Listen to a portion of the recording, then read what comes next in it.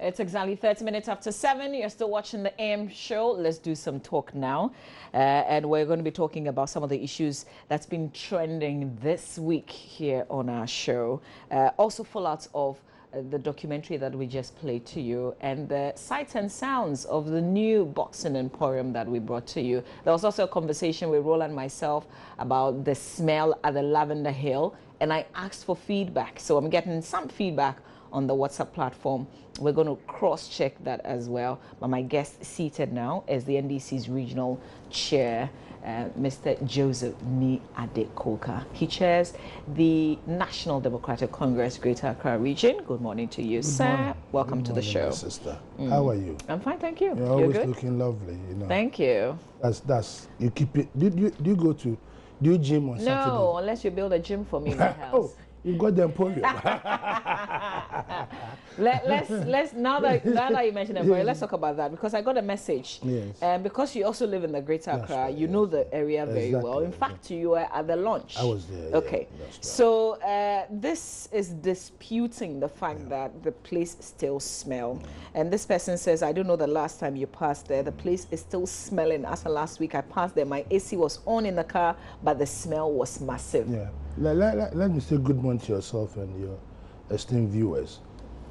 The natural air there has got a little bit of difficulty because you've got the Kole Lagoon there, right? So if even that place has been decommissioned, you're not aware, you'll be thinking that the stench is coming from that place. No, the stench is coming from that lagoon which is being dredged. But that particular edifice has been decommissioned. Now, if you just go beyond the emporium, and you cast your eyes a bit further, there's a huge edifice there which has been put up to do decomposition of solid waste, right? And then turn the final product to be something like water, and part of it will be for like fertilizers. So that place has been decommissioned long ago. But the place still smells. I just told you, you got the sea, you've got the lagoon. So, but that particular edifice has been decommissioned. No fecal matter is being. So what does it mean if you're driving in front of that? The air there is not like when you come to Dodua Forest. They are totally different. How about if you're in Kokomlemle? Exactly. Because is it the same? Because like I said to you, the lagoon itself has got its own stench, right, which pollutes the air. And then the sea, the sea also is there. That place has been polluted for a very long time, and it will take a long time. But that particular edifice has been decommissioned. Okay. That's what I'm trying to say. No fecal matter is now being poured into the sea. That's I a get fact. it. My only question is, does the place smell or not? It doesn't smell. It's got a scent. Understand? Is this a refreshing scent? No, previously, when you go there, you have to hold your nose, because it was very bad, because fecal matter was being poured into the sea. And as we sit here now, I wish you could get your cameras to go there as we are speaking now. That place has been decommissioned. And now no more fecal matter is being poured there. But you still smell I've just told you, because you see, that place has been polluted for a very long time. And it did not take 24 hours for the pollution to go away. So once the Kole Lagoon is still being dredged, once you are having matter flowing from Kokomlemle here into the Kole Lagoon, you will still have something. As a matter of, when we were in the emporium, we could smell a little bit of what do you call it, stench in the air. Okay. But you say that it's not as strong as it used to be. Exactly, but that was coming from the Kole Lagoon. You know, the emporium is just situated near the Kole Lagoon, but it's not as bad as it, because the Kole Lagoon has been dredged, and that place has been decommissioned. Okay. And so you don't expect the air in that area to be like, well, like I said, I like Kokomlemle. Exactly. You know, yeah. Okay, so why were there so many NDC people like it was a government project? This was SNIT and a private investor. You see, people keep saying like it's a government project, but what is it about? It's a government project. Let me tell the genesis. The government didn't fund it. Let me tell the genesis of it. This has been on the drawing board since Kwame Nkrumah time, since I was a kid, because the great boxers of today, of yesterday, all came from Bukum. And they had an arena, a place called Arena, where they train the boxers, right? And so every government that came wanted to build up a gym, a boxing gym. So in this particular instance, at our last rally at Bukom itself, the president promised that he's going to put up a gym for them. So, in collaboration with SNAIT, he appointed. How is it in collaboration with he SNAIT? called when he appointed the SNAIT Director General, he charged him to go and put up a gym there for the people of Bukom. After all, they also pay taxes. They also contribute the economy of this country. So if the program has been put place in collaboration with government is part of SNAIT. Government has got shares in SNAIT. Government appoints the Deputy Minister of Finance is a member of the SNAIT board. And SNAIT runs with our money. For good SNAIT operates with our money. For good projects. I mean, this thing that has been put there is one of the best investments that SNAIT has done in this country. My question is, why is the NDC, I mean, why is it like, like an NDC party thing? Just like the circle, yeah, the interchange. Because our government superintendent over it.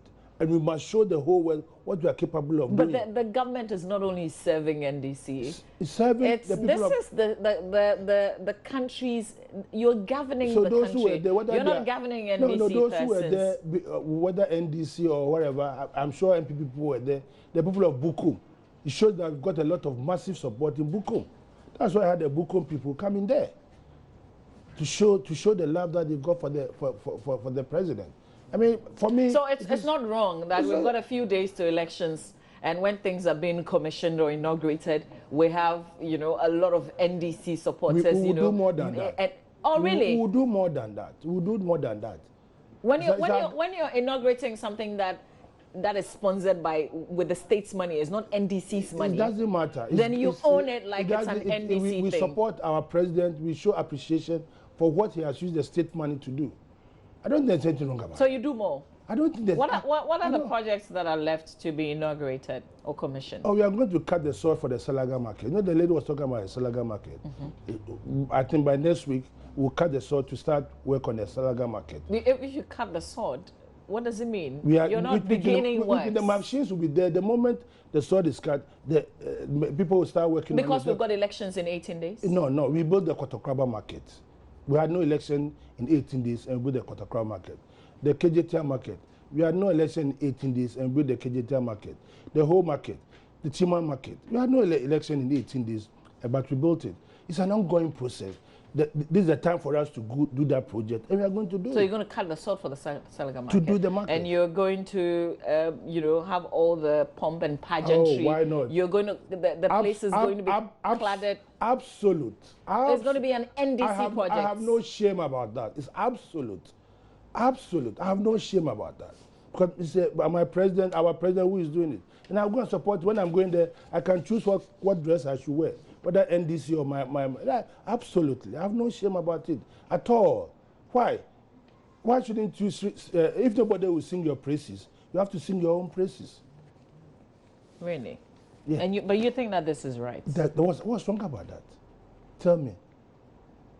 What's wrong about that? That a state-funded projects is making it look like as a party, as an NDC. When people were building hippie toilets and those, they were putting their symbols on it. But it was state money. So did you find that right then? What is good for the goose? No, did you find it right then? I have no problem about it. Of course, but the person is showing what he's doing, and you are complaining about it. I have no qualms about that. So you keep doing it. See, these are trivial matters. The important thing is that the edifice is there. That's what we're talking about, and people are going to make use of it. Whether you are MPP, you are NDC, or you are PPP, you definitely go and make use of the edifice. You definitely go. The overpass. Are you telling that only MPP, NDC people are passing or are driving over the new overpass? Are you telling me that? You can't. So if NDC had gone to support their president for inaugurating the place, what's wrong about that? At the end of the day, it's not only NDC who are going to use it. We'll take a pause here. There's also another trending matter about police and the youth clashing at Asamama. It's a place in the eastern region. We know that 2 persons have died in the process, and Latif Idris was there. We'll bring back his report. But when we also come back, we've got the Honorable Kofi Osei Ameyaw, the Sojaman Member of Parliament. Is he getting the nod to go back? We'll talk about that. Stay with us. Right now, we can hear in the background sounds of gunshots by the police and the military who are currently undertaking an operation here in Asamama, in the eastern region, where we've had illegal mining activity taking place over the years. As you can hear, that is the sound of gunshots fired by the police, and we have the young men who are trying to counter the activities of the police here. I have one such gentleman here with me, and he's going to tell us exactly what he makes of the situation. And now it's getting chaos. We have to run for our lives now. But we have to stand there. So I want you to tell us exactly what is going on here. Right now, we are paying 50 million one each boat. 50 million. But right now, we still no work. How come? We have to do what? Right now, somebody of our armor base are still over there. But right now, big man, it's okay. Oh, yeah, catch me, man. Catch me. I'm sure I can explain to properly. So, yeah, what's wrong with saying? Both we are 50 million. 50 million. Obey money. Yes, wow. I'm saying any money here. I can't go there. I'm not going to do. See, I'm machines. I am I'm saying machines. No, it's the company. Aha. So that's the all. All right. Thank you. So the police and the military have finally managed to disperse the angry residents. The one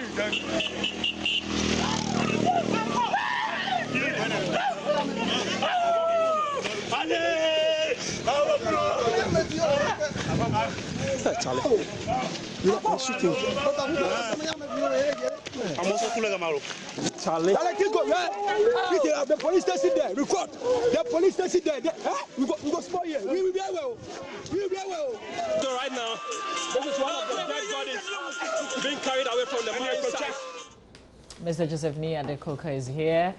He is chairman of the NDC in the Greater Accra region. We've also been joined by the Honorable Kofi Osei Ameyaw, the Sojaman Member of Parliament, who sadly, you're not going back.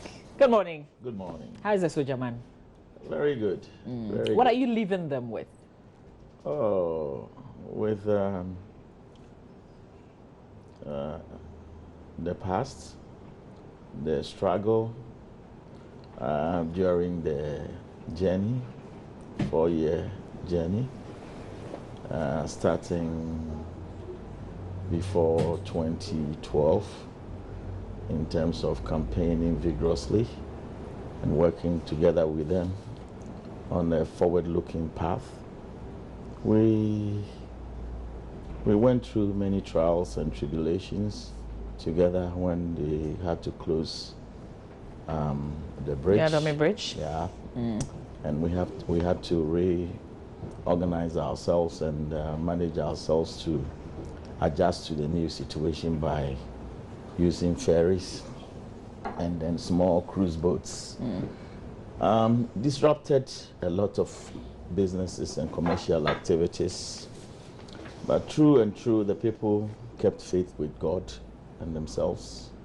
And we managed to navigate our, sail our boat and navigate it with all these difficulties. That notwithstanding, the people have hope that there's change Will they miss you? coming. Oh, you would have to ask the people of Eswijaman. I will not be able to say that. But I don't think they should miss me because I would always be part of Eswijaman and I'll be part of the development of Eswijaman, for that matter, Ghana at large. But I also remember that in the process you wanted to be president. Is that dream still alive? Why not? One day, God willing, anything can happen. All right, we wish you well in that regard. Thank you. But, you know, this footage that we've just shown, Latif Idris reporting for us, which also makes the front page banner headline in the Daily Graphic newspaper of today, the youth clashing with the police and the youth clashing in a place called Asamama. and 2 persons dying in the process. But I must also say that there are quite a good number of persons who also got injured. But at the center of this is Galamsey. Is it fair to say that leaders in Ghana today have played so much politics with this, with dealing with Galamsey, and that's why we're where we are today? You're not solving the problem, even though you know how to solve it. We know it, but we haven't done anything. I'll start with you.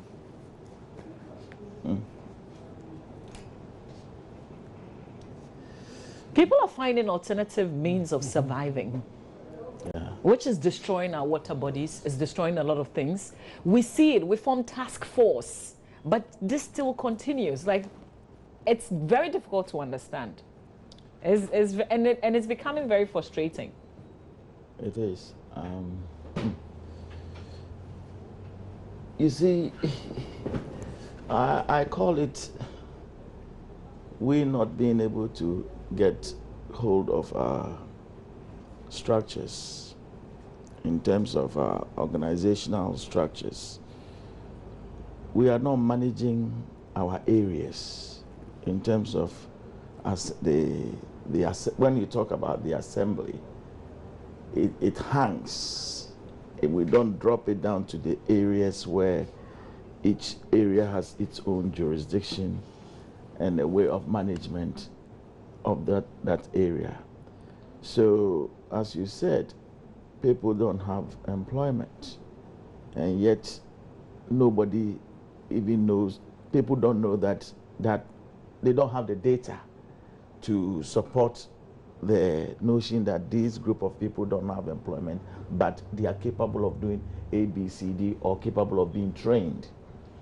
So, as we politicians campaign and get the people to vote for us to be leaders and managers of their resources, including themselves, then it is incumbent upon us to make sure that we account to the last person in terms of resource sharing and management.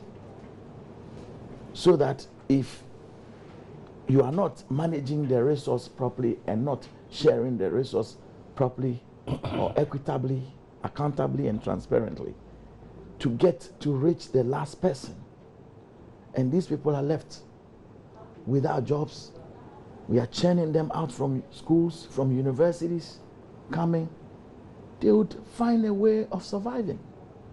And the way of surviving to them is to also go and look for resource that can be sold. Now, by doing that, they may be breaking the law. And the police would also take control by doing their work. And that is where the clash comes in. So I believe that politicians must be up and doing. We must. You failed us, would you agree? You have. Because this is not new. I mean, this started a very long time ago. I so mean, in your administration as well. To admit that we failed is not to be optimistic.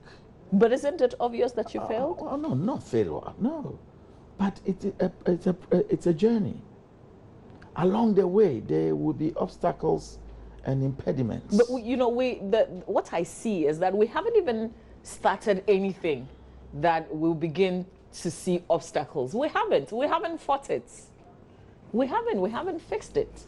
And we haven't even tried to fix it. It has never been there before. Previously, the environmental degradation and the extent of attack on the resource insofar as gold and diamonds are concerned, or minerals are concerned, by the people getting involved directly, it has not been too long. So for me, it is becoming increasing, and with China bringing light machinery to navigate and go to places and excavate trenches and creating problems. These are things we must rise up to, or we must wake up to, and get on with it and find a way of resolving it. But to find a way of resolving it means you need to find an alternate livelihood or alternate means of income or employment for those who are engaged in that activity. Otherwise, what are you saying to them? Where are the safety nets in which you place these people by giving them at least a square, one meal a day or two or 3 square?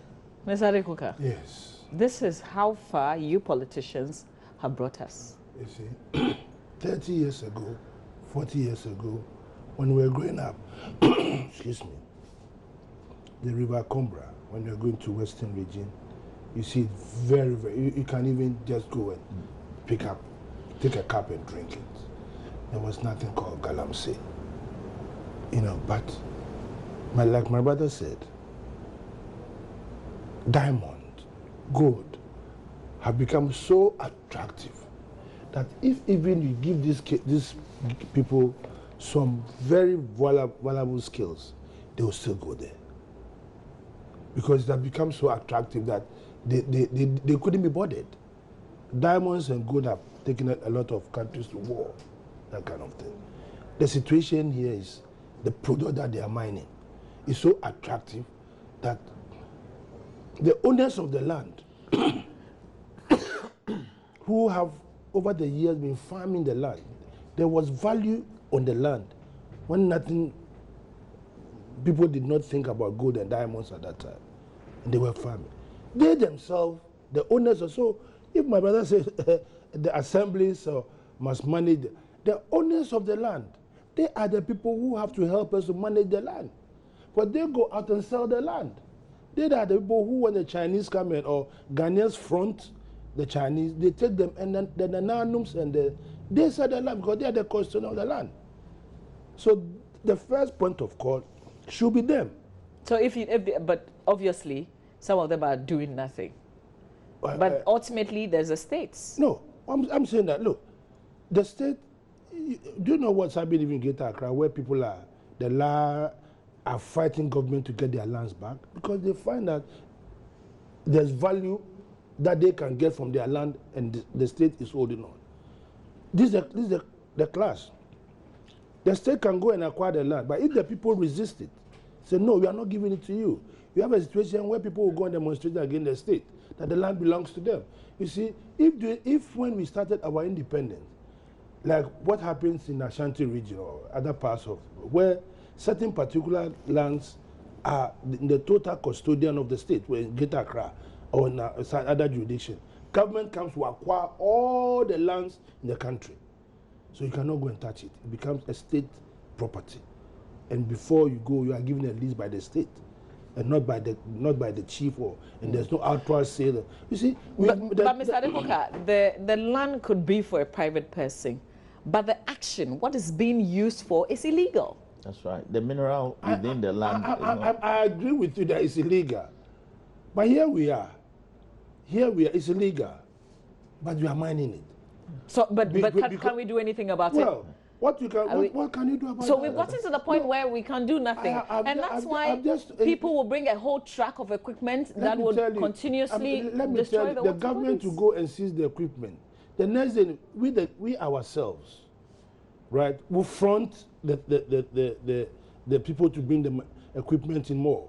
We ourselves. So how do we stop this? When we ourselves decide that we are going to help the institutions to stop that, then we're on a trap. Because you can make the law, but if there is a lawmaker, you can make the law. But where are the enforcers? Where are the enforcers of the law? I've told you that the enforcers are there, but they need the cooperation of me and you and the people there to make sure that the law is And I am not cooperating. And they're not cooperating. No, I'm not. No, that's the situation. I'm not cooperating. Are you going to jail all of them? You have to but do something. You can't jail. Otherwise, we'll continue to see what we're saying. The last time we set up a task force to get away the Chinese, right? We did. The place was going to be claimed. The moment the government started taking steps to claim, the Galamsey people step in, right? They step in. The chiefs were spoken to. And you realize that the man that you are talking to, he also has got a vested interest in. You see, so we as a nation have to, I said, most of these things, it is us, the people, that we also have look, you go to other jurisdictions, the law is there. don't litter this place. You eat ice cream, you put it in your pocket until you get home. Because the people all over the years have accepted that we are going to respect the law. We'll deal with you. Here, the moment we start dealing with people hawking on the street, like we just ask him, oh, it's political year. Then somebody will come and say, it's political year, so don't do it. As we are coming at the circle. But who says it? Who says it? It is you now. I'm coming. It is either government is doing it, and then the party will remind the government that, Masa, it's a political year. So it is you. So I come back to say it is you, the politicians, Mr. Adekoka. I come back to tell you that the will are the people. You see, these are human institutions. You cannot just keep them in line. It's not possible. We have to accept that we are degrading our soils. We the people must have a belief that what we are doing, we are not doing. We are devastating the environment, and we need to do something. I think there was something you quickly wanted to say. It's very important. It's the people. I'm just thinking that I'm a little bit surprised. I'm saying that my brother seems to be advocating that it cannot be solved, or we cannot deal with it. We can't take that defeatist. No, it's not every government. No. MPP government made an attempt. Let's harmonize this thing and give them a pathway to do their business. It was harmonized, right? What happened? Along the line, the people who are supposed to get the thing that we're having difficulties with, people who have to subject themselves, because that place has become, I would say, you see, when you speak the truth, it hurts. So right it's now become a lawlessness area. And it will continue to be like that. Because the people there are not prepared to listen. Either you use brute force, and that's so use it. Oh no, I don't believe. But if you understand the effects, I don't believe. If you understand the effects and the long-term effects of what is happening today, you use whatever it is. The brute force is what you just saw: two people killed, and some people hurt. But if that would deter people, somebody will say, why not? Why not? No, I don't believe in that. It's not. If we are not in a police state, we have to, like I said, consciously make an effort with the people there to tell them, to educate them. We need a lot of things to do, not brute force. Mr. Samuel. I don't understand. When I say we have to go down to the areas and there are unit committees down there, before somebody brings an excavator, it goes to an area. It's left before it starts, before it gets into a crater. Exactly.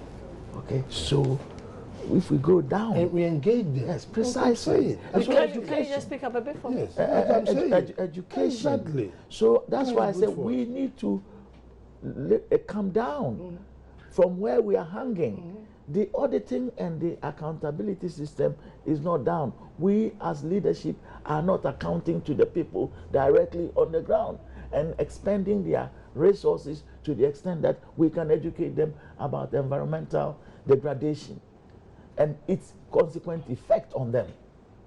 I don't think they are not aware. But every day that we get life, or we are blessed with life, we need to awaken ourselves that we live with one another and we must respect the environment. So this is a whole community. There was a truckload of equipment. Yes. Are we saying that from the point where the truck left, took off, all the way to the community, nobody saw what it was carrying, nobody inspected it, nobody, and then they went in and started digging, and so there's a breakdown in the system. Somebody in the village. It might not be the unit person we are talking about, but some chief or elder started the process. How did the man from China, all the way in China, knows that? If it is the first time I heard the name of the place I mentioned, me being Ghana, I'm a, what do you call the place? Asamama. This is the first time that I in Ghana have even heard that. When I saw this, what is the name? They said it was the Eastern region, right? How did that, like you said, how did somebody up there, China or where, got to know that he has to come and do some Galamsey in that village? No, but the people involved are not Chinese. I'm using the Chinese as an example. whoever is a Ghanaian, whatever it is, who gave him access? Is the custodian of the land? You cannot just walk in, and then the district assembly is sitting somewhere. It's sitting somewhere. They've got the rules and regulations. That's right. The people.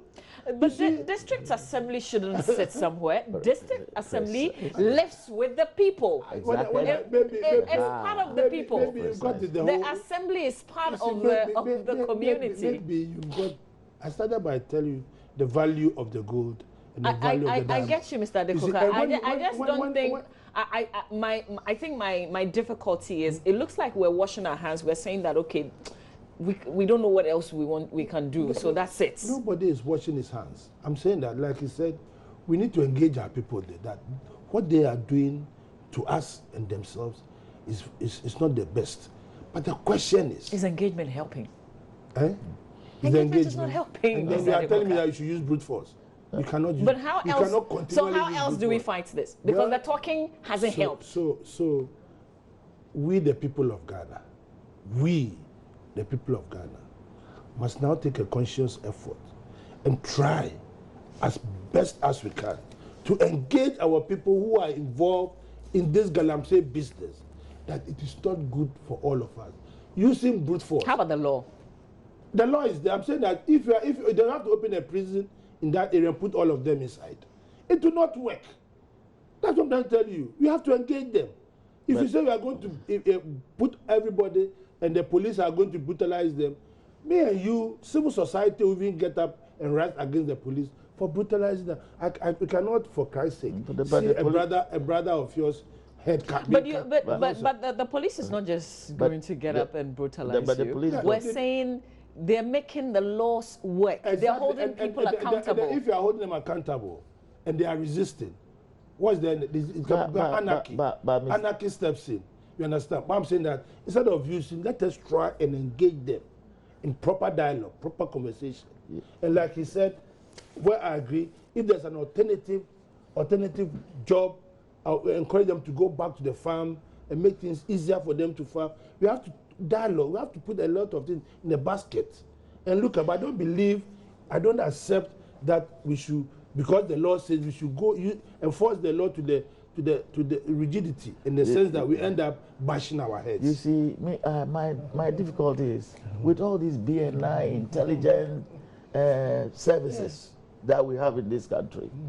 You would assume that the environment is a critical aspect of their work, and that if somebody is about to break the law, even if somebody has invited them onto their land, it doesn't mean the mineral underneath belongs to that custodian of that land. I agree with you, but... So if we have intelligence units, we expect that when these activities are to go on, they would alert the police or whoever so that you take immediate action by stopping it. The question is, what is happening to our agencies? Are they working properly? Because things that the BNI, CID and all those people... What's your answer to that? I'm sorry? What's your answer to the question you're asking? We need to engage. We need to re-engage ourselves in the seriousness of the work that we are sworn oath to do and we are being remunerated for. We ought to take things seriously in this country. Let's move the conversation on to something else that happened on Wednesday at the Accra International Conference Center. Total darkness following an unexpected blackout during the launch of the 3rd edition of the Manual on Election Adjudication. And I want you to appreciate what I'm talking about, where all the guests, and these are big guests, and this is a very important manual for election adjudication. In fact, we've even started using the book. Judges are in the process of being trained so that we can have speedy adjudication of electoral misunderstandings during, before, and after the elections. And this is what happened. Okay, so we don't have that yet, but we're going to pull it up in a bit. But you've heard what I'm talking about, right? You know, what do you make of it? This is Accra International Conference Center. Yeah, but they have a management there. Don't they have a standby generator? My understanding is there was no fuel in that standby generator. But they charge for their services.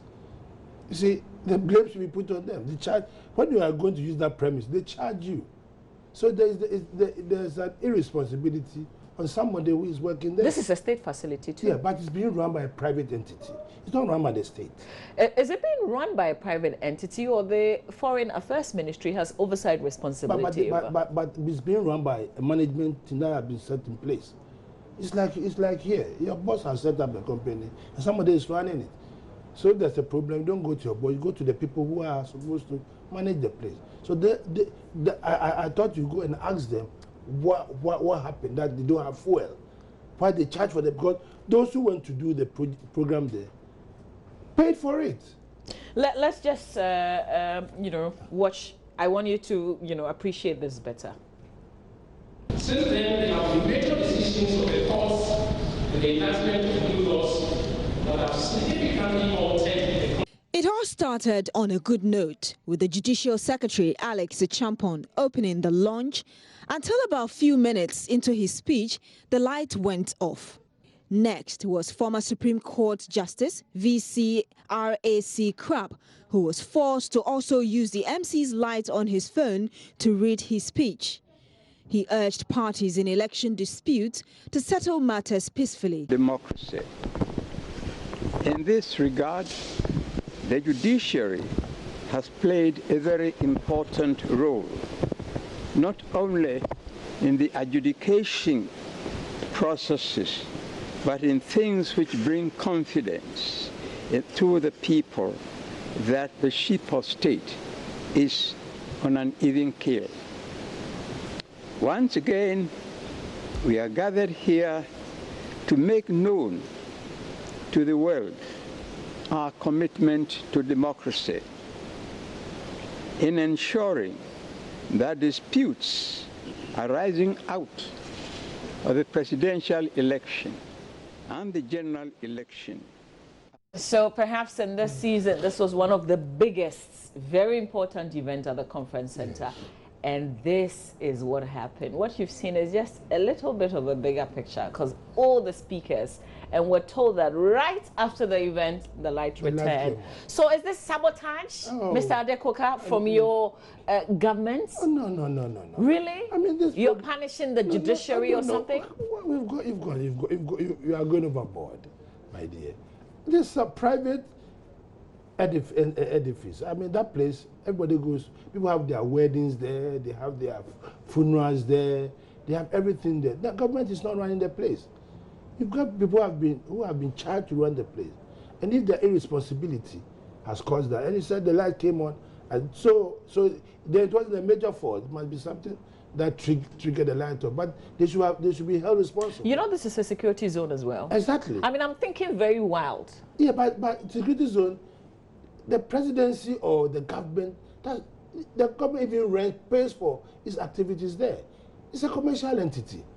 Should this be a concern to Ghanaians? Should we be reading deeper meanings into this? No. I don't think. Why shouldn't we? No, I think it's one of things. I mean, these are natural things that live with us. Light go off. It's not something new. It's rather unfortunate that it happened when a major program is taking place. But I was once there when the president was having a function there when the light went off. I was in a speech. So this was the first time. But how long did it take for the Well, that time the generator came on. So I'm surprised that they are telling us that they had no fuel in the generator. But they have a standby generator. And so I'm surprised that when you go to the back of the building, you see a huge generator there. So somebody must be held responsible for maybe because the doom saw has been fixed. They had the luxury of thinking that probably there will not be any fault. And unfortunately, they forgot to go and buy the fuel. So they should be held responsible. Mr. Mayor, this is unacceptable. There were a lot of missions, foreign missions, present at that event. You see, my dear sister. Yes, sir. One, I hope this is not a rehearsal for election night. That if it can happen to the judiciary, right, which is an arm of government, I hope it doesn't happen to the whole country, the citizens. What are you suggesting? What's their interest? The interest is, you see, my understanding of the sums of monies that we have pumped recently into electricity or power generation is unprecedented. And for that matter, I would have assumed that Dumso is a thing of the past. For, if not for the politicians, but for the technical people that are in control of these equipments. To the extent that the primary body that is that has the power or the mandate to control power to let us run effectively, to the extent that the judiciary were conducting something or doing a job that was so critical for the peace and stability of this nation. They do that in the dark. Why? Because we have not been able to resolve this electricity or power issue. If it has been resolved, then it is incumbent on government to have made sure that at that area or enclave, the technical people were standing by, that if there's a hitch, they can resolve it as quickly as possible. That didn't occur. Then you move on to his argument of secondary alternate solution, which should have been the generator, standby generator kicking in. And that also didn't happen. And you rightly said, it's a security enclave, it is under foreign affairs, it is under the executive arm of government, not the judicial or legislative arm of government. So in that respect, I believe that the failure of government or the executive to do its work effectively has created this. And I hope in terms of data transmission and voice transmission on the 7th of December, soon after election and after we have counted the ballot, we don't get into that space or similar issue like we experienced with the judges and the other, the Chief Justice, and then the whatever, the other group that also had a similar problem. So for me... So you're thinking beyond what happened on Wednesday. You're thinking that this could happen on election day. If you don't think beyond that, then you've got to take things for granted. Are you not blowing things a bit out of proportion here? Because this could have been, you know, just an incident that nobody could have any control over, and it was just one-off. One-off. And how did it happen? Why is you said it happened and they all went through reading? It was only restored after the program had concluded. I said, I hope it is not a rehearsal. They are not preparing Ghanaians that election night we may not experience. Or we may experience this. And if we experience it on election night, then we have to remind ourselves that it happened even during the judicial program of educating the people. I'm just saying, I hope. This is good caution. This conspiracy theory, is it? Should be nipped in the bud. You are talking about power failure at the conference center. And like the government has sunk so much money into power generation. Even in life, you can have a brand new car from the factory. You drive it out and it's got a mechanical fault. Is it that the people in there, those who sold you the car, they didn't want you to drive the car away? No. I mean, life is full of ups and downs. And we want to create the molehill out of nothing. Something has happened, it should be restricted to the people who are managing the facility. Otherwise, if we now say the government should come and manage the facility, then where are we heading towards? Shouldn't we also take the caution that he gives and be thinking, what if this happens? What is the plan B? This is the tension that we built in ourselves. And for Christ's sake, that is not the first time the power had gone off at the conference center. When something is so we shouldn't portray, because the judiciary, something untoward had happened. This is not the first time. I've been in the conference center before when a program was on course and the light went off. But I'm saying in that instant, the generator came on, and a few minutes later, because they have a different system all together in that particular facility. So let's put that to rest. It's not a matter of government. So we shouldn't be thinking about plan B for the election should something like this happen. Exactly. Are you telling that the whole Ghana will go off? The whole Ghana will go off on election day. There are certain places. Have we seen something close to that happen before in the past? No. There are certain places in the villages who don't have even electricity, but their results will be transmitted. They live in the villages where they don't have light, but their results will be transmitted. I don't think any sitting government or anybody in the wildest dream will put the whole Ghana on election day into darkness. What are you afraid of? The people have decided.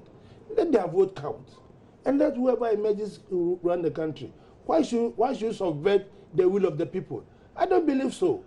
So have confidence. That's what I'm saying. Let's have confidence in ourselves. Are you reassured, Mr. Mayor? Are you reassured? Oh, no. In fact, I take the position, the earlier position, that we have to be careful and put in plan B, so that you know what he has said is an admission that the will of the people must prevail. Exactly.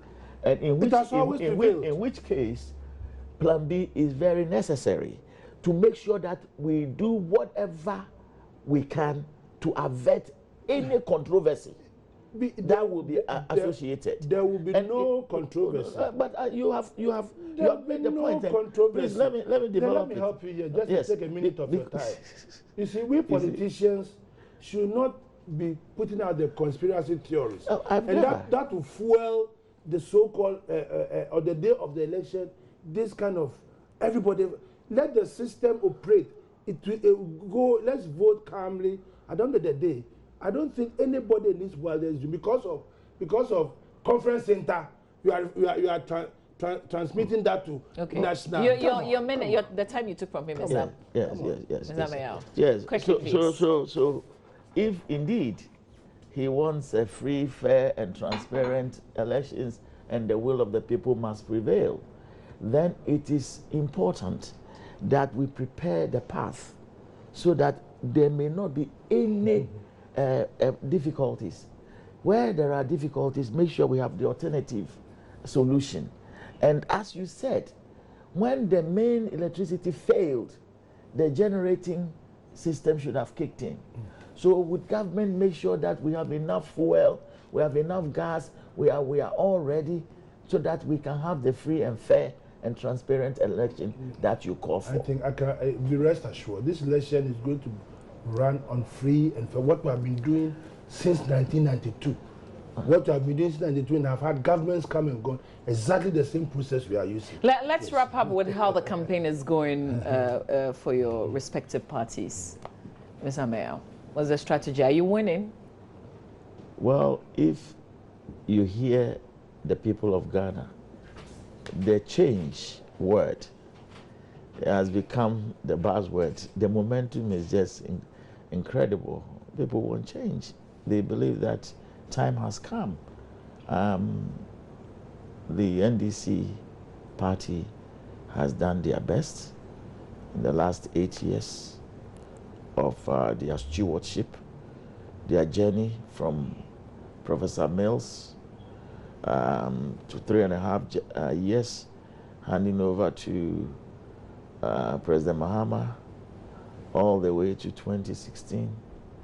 Believe that that cycle of 8 years has come, and that we need a change for another party to take over. And along the length and breadth of the country, once you move, the euphoria, the excitement of people wanting change, for me, I believe would take the MPP over the line or tip the scale in favor of the NPP. The NDC would advocate that they have not completed their work. They should be given some more time to continue and to also. But the cycle has been defined for us. President Rawlings came 92, had 2 terms with the NDC, finished with that. President Kufuor came with the MPP, 2 terms. Now President Mills and President Mahama with the NDC have dealt. They've done 2 terms. 2 So it's over for them. I think Ghanaians believe that it should be just like in the United States. Obama and the Before Trump's win, I didn't hear a lot of the arguments. You saying Trump will win or the Republicans will win? Oh, with the change, with the wind of change, it's just the same as Brexit. With the wind of change. Okay. Don't underestimate the people. The change is already happening. When I sit in Accra, I get to Kotoka Airport and I see a new airport terminal being built. I come out of Kotoka, I go into the immigration center, and I see all this new equipment that have been brought in, that at least in our small world is making us also look like we are a nation. You come out of Kotoka, we look at the skyline, you saw these beautiful edifices. That gives you the impression that you don't need to go to New York to be in Accra. Are they all government properties? I'm telling you, Ghana. You see, you've asked a question. Ghana, and you have a leader. No, I asked a party question. No, it's Ghana.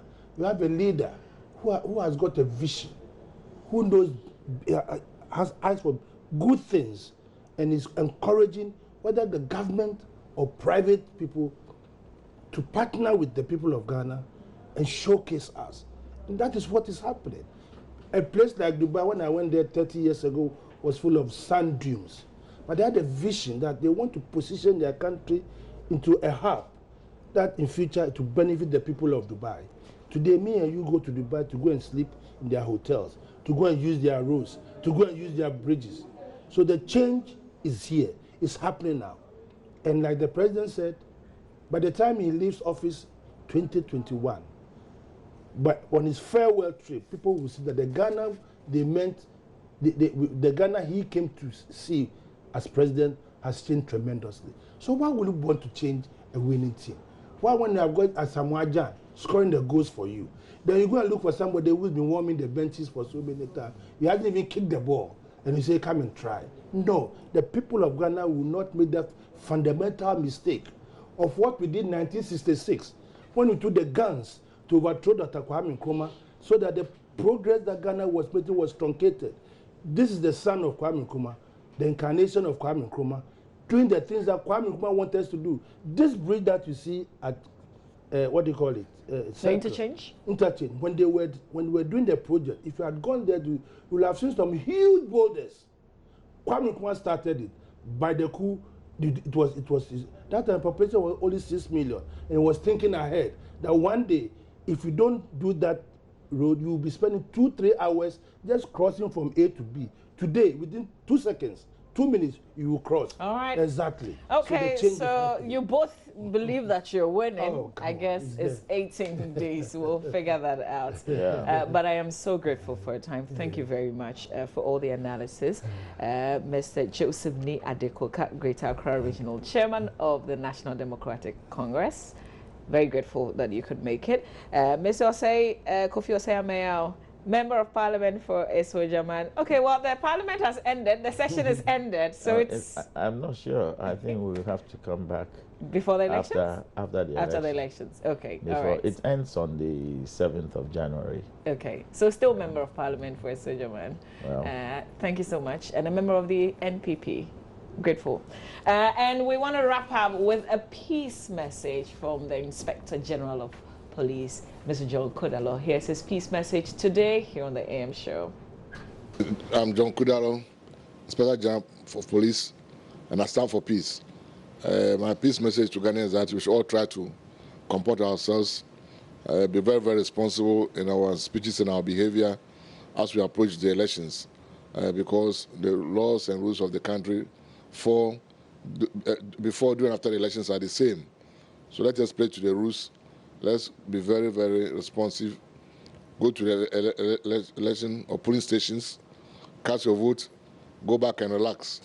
At 5 o'clock or 7 o'clock, when the results start trickling in your quietness of your bedroom or your chamber, you can listen to it.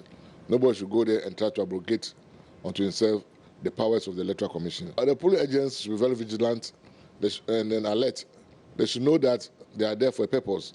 They should not go and abrogate unto themselves authorities that don't belong to them, trying to check those who are of age or not of age. There's to ensure that the number of people who vote correspond to the papers that they are taking, and make sure that nobody is shortchanged. But they should not abrogate unto themselves the authority of the returning officer or presiding officer at the polling stations. The police officers, as I've always warned them, to try to be very neutral, impartial, and professional as possible, because our demeanor, actions, and inactions will let people try to color us in various shades. We try to plow through the middle and come out very professionally. Once again, I know that we've done it 6 times, and this time around, Ghana will come out in one whole piece and not in pieces. God bless our homeland, Ghana.